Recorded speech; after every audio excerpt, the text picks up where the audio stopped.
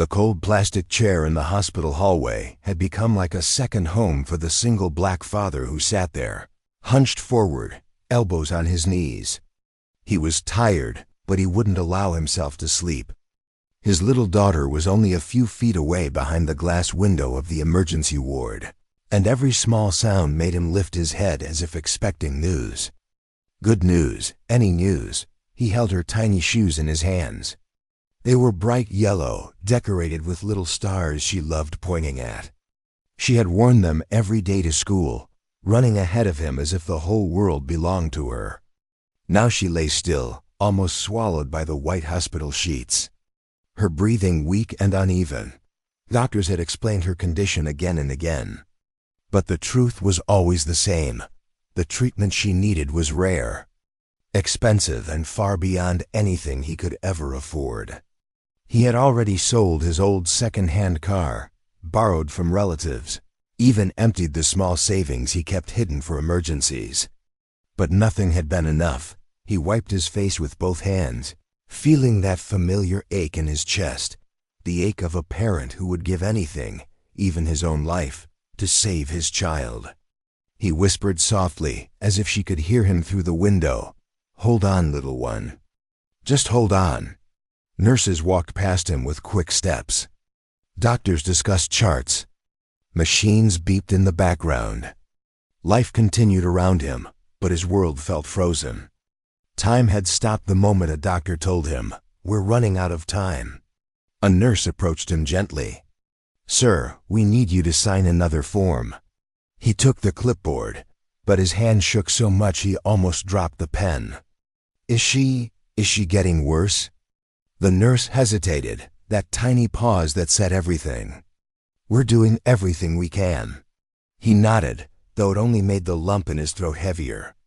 He leaned back, choking on the silence. He didn't know what else to do. He didn't know who else to call.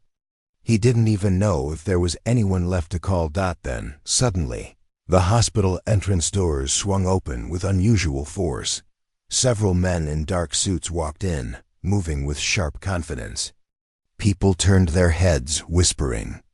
Behind them walked a man the father recognized instantly, not personally, but from news headlines, business articles, and interviews that always showed him standing in tall glass offices. He was one of the richest CEOs in the country.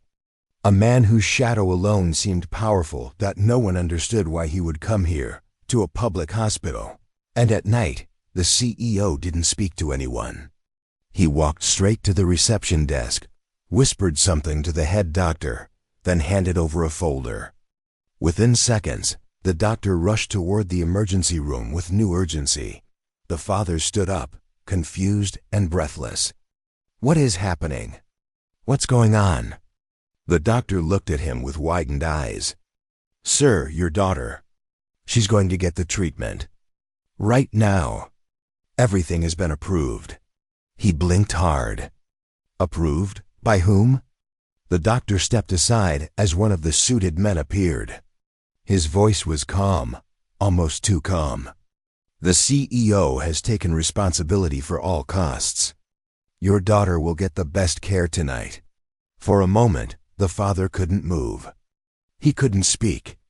His mind raced with relief, fear, confusion, and disbelief all at once. The world felt blurry. He grabbed the wall to steady himself. "But why?" He whispered. No one answered.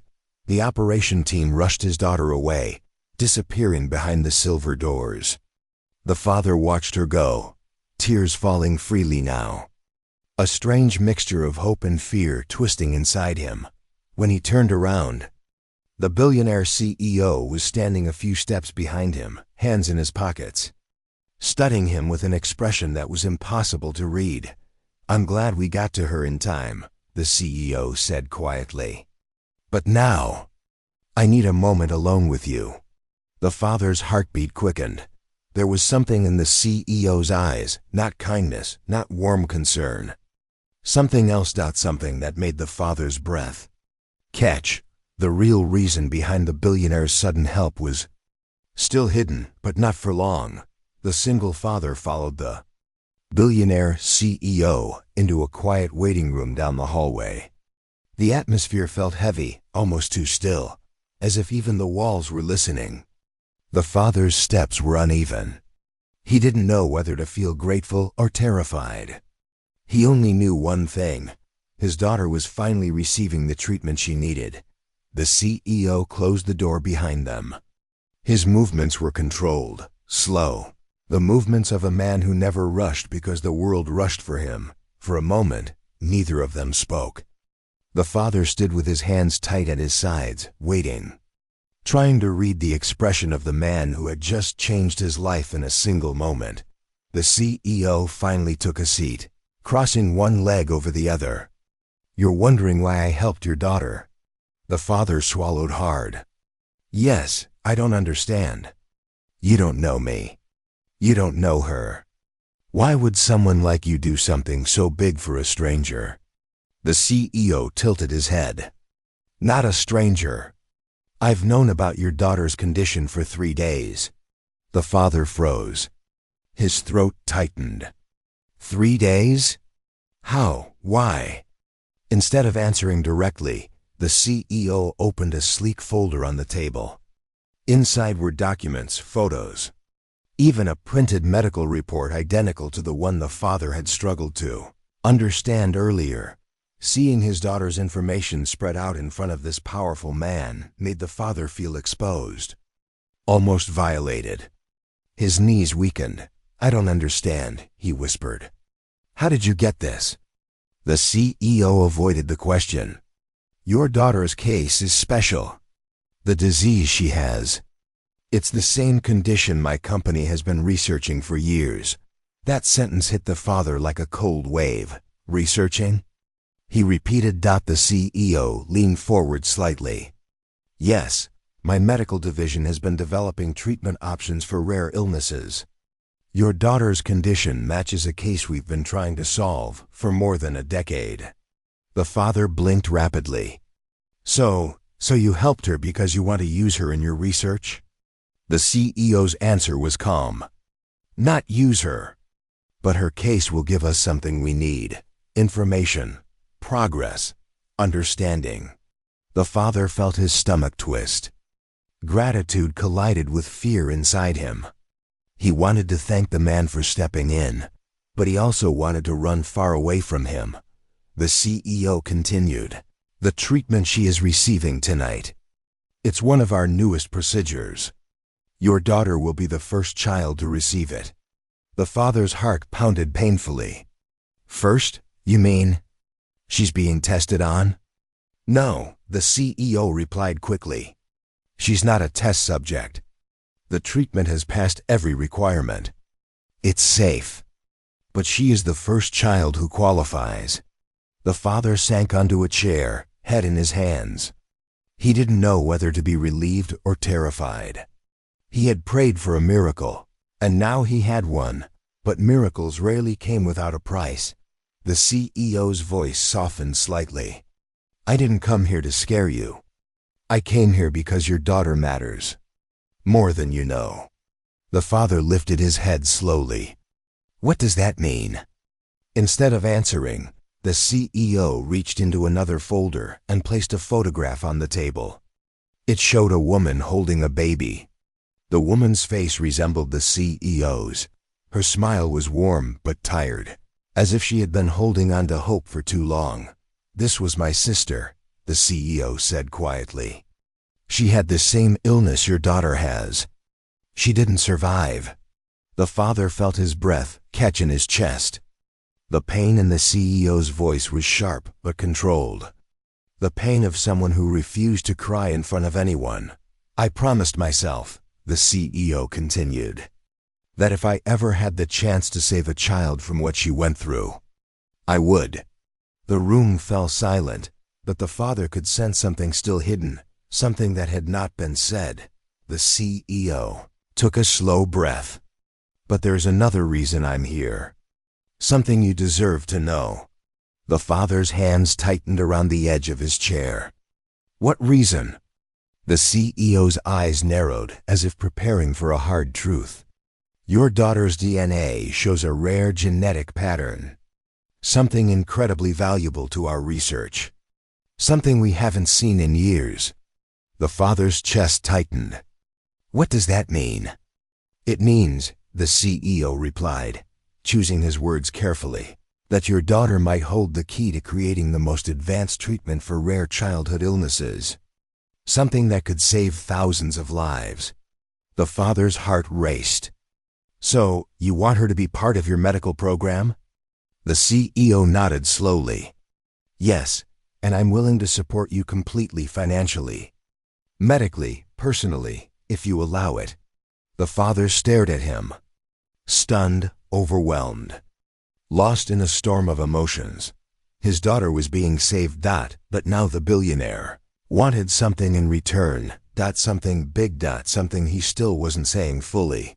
The father whispered, "Why does it feel like there's more you're not telling me?" The CEO leaned back, his face unreadable. "Because there is." He paused, then he added, "And if you agree to what I'm about to ask, your life will never be the same again." The father sat frozen in the quiet hospital room, waiting for the billionaire CEO to continue. His mind raced with worry, gratitude, and a rising fear he didn't want to admit. The CEO's expression remained calm, almost too calm, as if he had delivered this kind of news many times before. Finally, the CEO spoke. "There's something you should know," he said. "Your daughter's recovery won't be simple. She needs long-term care, monitoring, and access to medication most people can't afford. I want to provide that. But in return, I want your partnership." The father frowned. Partnership? What does that even mean? The CEO folded his hands together on the table. "You will allow her to be part of our long-term treatment program. We'll cover everything: housing, education, future health costs, even your financial stability. But I also want your help to share your daughter's journey with families facing the same illness." The father blinked. "Share her journey?" "Yes," the CEO said quietly. "Not in a way that harms her privacy. But through our foundation, we want to inspire people, raise awareness, and push more funding into research. Your daughter could become the voice for thousands of other children who are suffering silently." The father's breath shook. He had expected something darker, something that would trap them. But this wasn't what he feared. This was something different. Still risky. Still overwhelming. But not harmful. "And if I say no?" the father asked softly. The CEO looked him straight in the eyes, the first time his expression finally softened. "Then nothing changes. She will still receive the full treatment. I'm not taking that away. But without the long-term program, her chances of staying stable are lower." The father lowered his gaze to the floor. It wasn't a threat. It was the truth. And it hurt even more because it was honest. The CEO continued, "I'm not here to take your daughter from you. I'm here because I know what it feels like to lose someone. And I cannot watch another parent go through what my family went through." Silence filled the room again. A heavy silence. But not the same silence as before. This one carried meaning, pain, and complicated hope. A knock on the door broke the tension. A nurse poked her head in gently. "Sir, you can see your daughter now. She made it through the operation." The father didn't wait another second. He rushed down the hallway, hands shaking, heart pounding. When he reached her room, he saw her lying peacefully, her breathing steadier, her small fingers twitching just enough to show life flowing through her again. He dropped to his knees beside her bed, tears falling freely. He placed her tiny yellow shoes next to her pillow, whispering, "You came back to me. Thank you." The CEO stood quietly in the doorway, watching the scene without interrupting. His expression softened again, not with victory, but with something the father didn't expect: sincerity. Hours later, after the father calmed himself, He stepped out of the room and found the CEO still waiting outside. The hallway lights reflected faintly on the polished floor, and the hospital felt quieter now, almost peaceful. The father approached him calmly. "I need to understand something," he said. "Why me? Why my daughter?" "You could have chosen anyone." The CEO took a slow breath. "Because your daughter has a rare combination of strength and vulnerability that could change everything. Her case may help us finally complete the treatment my sister never lived long enough to receive." The father's eyes softened. There was pain behind the CEO's confidence, pain he had been carrying for years, hidden beneath power, success, and control. The CEO added, "But I won't force you. You are her father. The decision is yours." The father leaned against the wall, closing his eyes for a moment.